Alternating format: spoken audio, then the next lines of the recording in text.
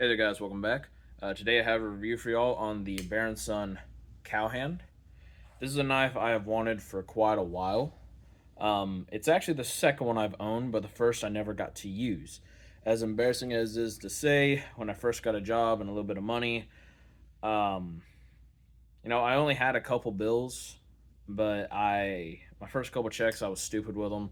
One of the things I bought was the Damascus version of this knife, but I ended up returning it in favor of paying my car insurance on time. So that was a few years ago. I was at Bucky's the other day, saw this one here. It's the normal satin finish blade with the rose handle on it, and it was $50. And I was like, you know what? I want it. This actually ended up being my Valentine's Day gift. Um, but anyways, let's go over a couple things real quick. So it has, I believe, I can't remember the exact length, but it's between a 2.75 and a 3-inch blade. I think it's closer to the 2.75. It has a thumb hole opening system, much like a Spyderco. Before anyone asks, no, you cannot Spidey flick it. It is pinned. It's not screwed in. So if you can do a full Spidey flick, gosh dang, whenever a pin knife is new, there we go. There's a problem because they loosen over time and it would get too loose. So these need to be pretty tight at first. It is a locking knife. It has a lockback, much like a 110 there. One thing I like, since it is a smaller knife, you can close it one-handed. Yeah, this here is my new belt sheath knife. The one other thing about it is it did, if you can see those two holes there, have a pocket clip. I immediately took it off because it is a tip down only carry. They don't have it milled out anywhere else to put it. You can't even flip it to the other side. I like my pocket knives to be carried tip up.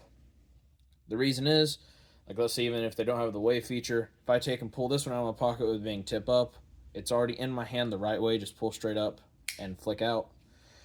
Versus if I were to take and pull this one out tip down, I'd pull it out and then have to reposition my hand before I could open it.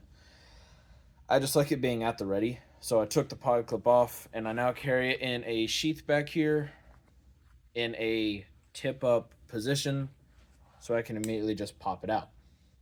Now the things that drew me to this knife is it is a more minimalist design. That's what I really like out here at the ranch. My pocket knives are really my backup. I carry my Swiss Tech leash as my main knife, but I like that it was small enough to fit in a sheath. It could still handle most daily tasks, but I really like that it locks. I don't have too many traditional looking knives that lock, which is another draw for me, by the way. It was kind of that traditional look to it. Yeah, this handles everything I need out here. I mean, I've cut baling wire, I've cut rope with it, feed bags, all the small stuff. This isn't like a super, super heavy use knife. This is, a little everyday carry knife. It does have, if you see my Swiss Tech leash video, it has a little bit more handle than the leash, but not enough for me to get a full fourth finger on there. By the way, for comparison, my glove size is large to extra large, and that there is it sitting across my palm. But the way I hold this, though, is like a lot of my knives, I choke up for more control. So my index finger goes at the bend right here before you get to the blade.